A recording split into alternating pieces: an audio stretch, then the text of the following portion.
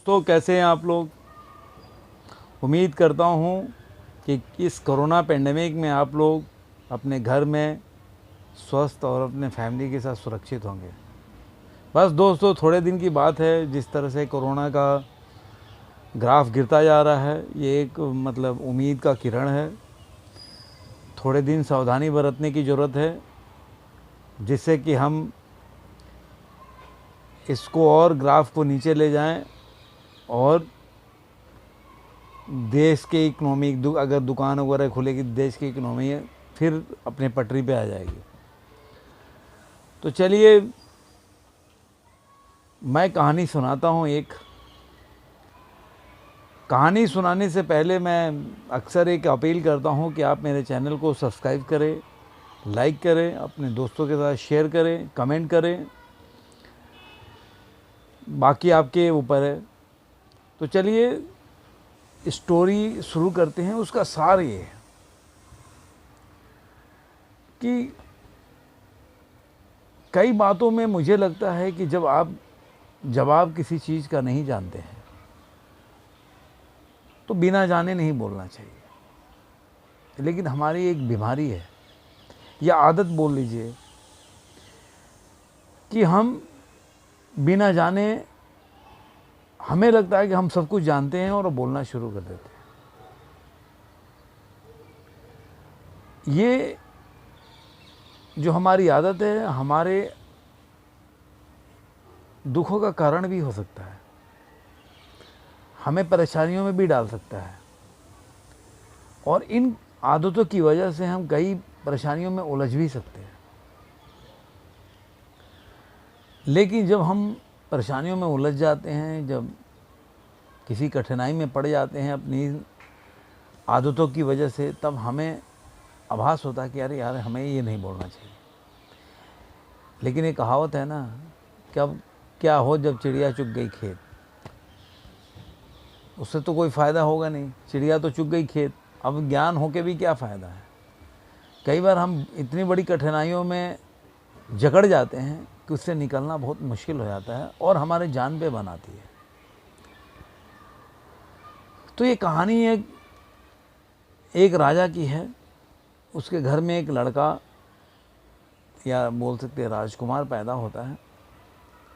और राजा के घर में चारों तरफ खुशी मनाई जाती है कि भाई, राजा के घर में लड़का हुआ, राजकुमार आ गए अब राजा की गद्दी को संभालने के लिए। कि राजा के जाने के बाद या राजा के बाद उनका उत्तराधिकारी मिल गया। दिन बीतते जाते हैं, महीने बीतते जाते हैं, साल बीतते जाते हैं। लेकिन वो लड़के में एक गौर करते हैं, और लड़का बोलता नहीं है, चुप रहता है। अब ये राजा को जब ध्यान में आता है तो राजा की परेशानियां बढ़ जाती हैं। परेशानियां बढ़ जाती है और दुख हो जाता है। काफ़ी बुलवाने की कोशिश करते हैं, लड़का बोलता नहीं है, मौन ही रहता है। अब ये इतना बड़ा दुख हो जाता है कि राजा को परेशानियों की एक बहुत बड़ी कारण, जिसको बोलते हैं ना, वो हो जाता है। राजा उसको वैद्य दिखाते हैं, ज्योतिषी को दिखाते हैं, फ़कीर, महात्मा, साधु, सबको दिखाते हैं। लेकिन उससे उसके ज़िंदगी पे कोई फ़र्क नहीं पड़ता। और लड़का वो मौन का मौन रहता है, बोलता ही नहीं। अब इससे क्या होता है कि राजा समझ में नहीं आता कि राजा करे तो करे क्या। जो करना था कर लिए। राजा बहुत दुखी रहने लगते हैं।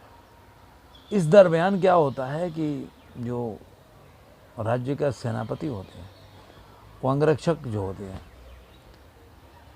वो हमेशा राजा और उनके परिवार के इर्द गिर्द रहते हैं कि भाई उन पे कोई विकट संकट ना आ जाए, जिससे कि उनकी रक्षा कर सके।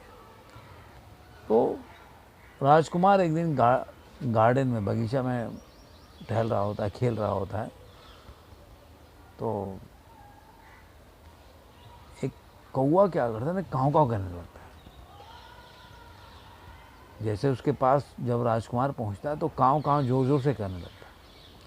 तो अंगरक्षक को लगता है कि कौवा उस पर हमला ना कर दे, या कुछ ऐसा ना कर दे कि जिससे कि एक तो राजा राजकुमार बोलते नहीं है, बता नहीं पाएंगे और कुछ घटना घट जाएगी या संकट आ जाएगा। वो तीर निकालता है और मारता है और कौवा मर जाता है। तो राजकुमार जाके कौवे के पास एक सेंटेंस बोलते हैं कि बिना जाने काँव काँव करने की क्या ज़रूरत थी, ये तुम्हारा बोलना ही तुम्हारे जान पे बनाई और जिससे तुम्हारा जान चला गया। ये बात सुन के सेनापति अंगरक्षक उनका खुश हो जाता है, अरे यार राजकुमार तो बोल दिए। वो दौड़े दौड़े दौड़े दौड़े जाके वो राजा को बताता है बात सारा कि भाई आज मतलब बगीचा में राजकुमार खेल रहे थे और ऐसा वाक्यांश हुआ। उसके बाद मैंने सुना, जाके राजा बोले। हो राजा बहुत खुश होते हैं। राजा उस अंगरक्षक को बहुत इनाम देते हैं, रिवॉर्ड देते हैं, सब कुछ देते हैं, काफ़ी उसको धन जेवरात हो जाता है। लेकिन जब राजा बोलने जाते हैं राजकुमार से, फिर राजा वही राजकुमार मौन। और राजा फिर बुलवाने की कोशिश करते, फिर वो वैसे ही वैद हकीम सबको दिखाया जाता है, लेकिन फिर बोलते नहीं है। अब राजा को लगता है कि ये बंदा झूठ बोला है अंगरक्षक। अब जब झूठ बोला है तो उसको सज़ा भी होनी चाहिए कि उसने राजा से ऐसा मतलब बड़ा गुनाह किया कि उसने राजा से झूठ बोल दिया। जाके बोल आया कि मतलब मैंने राजकुमार, और उसने मतलब एक होता है ना कि आपने देखा होगा टीवी डिबेट कि कोई किसी की बात नहीं सुन रहा है। जिस आदमी को,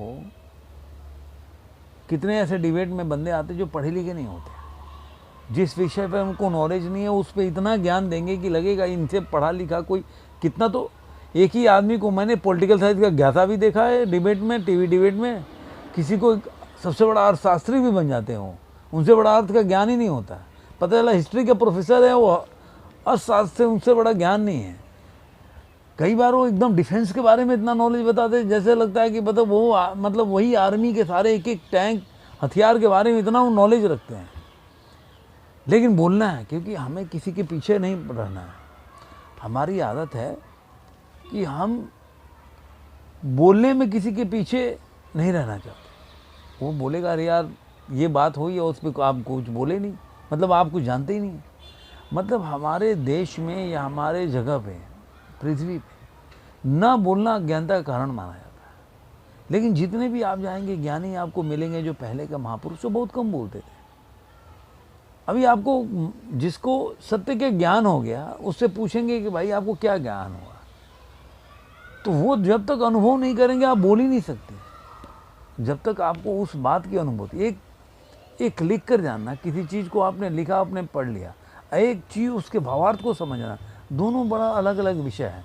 लेकिन हम लिखने को जो समझते हैं और जानते हैं, उसी को हम उसका भावार्थ, उसके अंदर के अर्थ को समझ जाते हैं, क्या हम सब कुछ जान गए। तो ये भी एक बहुत बड़ा कष्ट का विषय है, और जिससे कि मतलब अपने को हम कई बार ऐसे जगह पे पाते हैं जो हमारा माइंड जो बोलता है कि नहीं ये हमारे लिए अच्छा नहीं है, ये आगे हमें दुख दे सकता है। लेकिन कोई पीछे क्यों रहे भाई, एक रेस है, हमें तो बोलना ही है भाई, हम पीछे क्यों रहेंगे। नहीं तो सामने वाला समझेगा इसको कुछ आता ही नहीं है। अब वो राजा जो था, वो अंगरक्षक, राजा को लगने लगा कि उस अंगरक्षक के बारे में कि ये झूठ बोला रहेगा ये आके, और चूंकि उसने क्या किया, अगर राजकुमार ने 2 लाइन बोला था तो 10 लाइन बता दिया। मतलब एक होता है ना नंबर बढ़ाना मेरे को, और हम सारे लोग लगे रहते हैं कि यार हम ऐसा करें कि हमारा नंबर बढ़ जाए।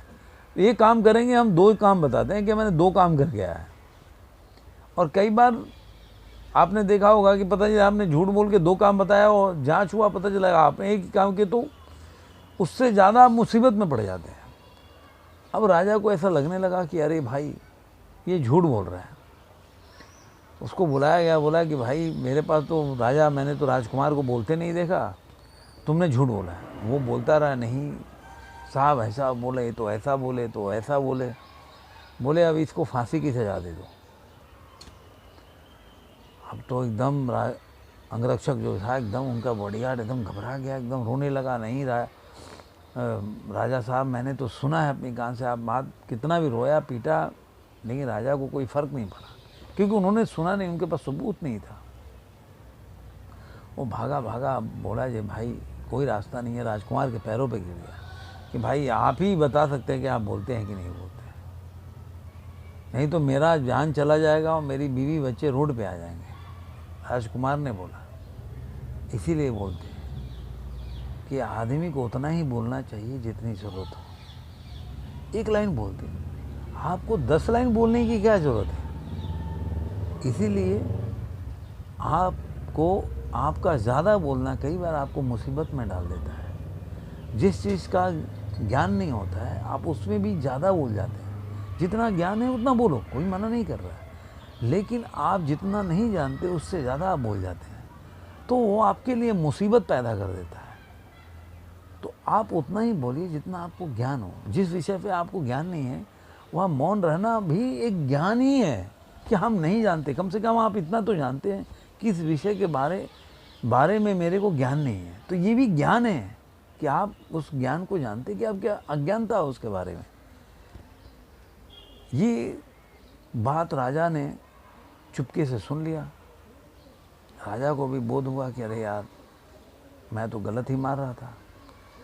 तो राजा को भी ज्ञान हुआ और उस बॉडीगार्ड अंगरक्षक को भी ज्ञान हुआ कि आदमी को उतना ही बोलना चाहिए जितनी ज़रूरत हो, और जिस विषय में आपको ज्ञान हो वही बोलना चाहिए। तो राजा ने तो उसको फांसी की सज़ा उससे बरी कर दिया। राजा ने बोला कि नहीं, ये बंदा सही था। तो कहने का क्या मतलब है कि उसकी जान भी बची और लोगों को पता भी चला कि राजकुमार बोलते भी हैं। लेकिन राजकुमार जिस विषय पे जानते थे उसी को बोलने की कोशिश करते थे। इसलिए आप भी उसी चीज़ को अपनाइए। ये कहानी, ये स्टोरी यहीं ख़त्म होती है। ये कहानी आपको कैसा लगा कमेंट बॉक्स में ज़रूर बताइए। जैसा कि मैं बताता हूँ आपको, मेरा एक चैनल है जो इंस्टाग्राम पे भी है सेंगर वीरू 72 के नाम से, फेसबुक पे भी है जो रणधीर सेंगर के नाम से, और ट्विटर पे भी है। तो आपको अगर चाहे तो वहाँ भी मेरे को फॉलो कर सकते हैं, मेरे विचार वहाँ पढ़ सकते हैं। धन्यवाद दोस्तों, फिर मिलेंगे किसी नए वीडियो में, तब तक के लिए आज्ञा दीजिए।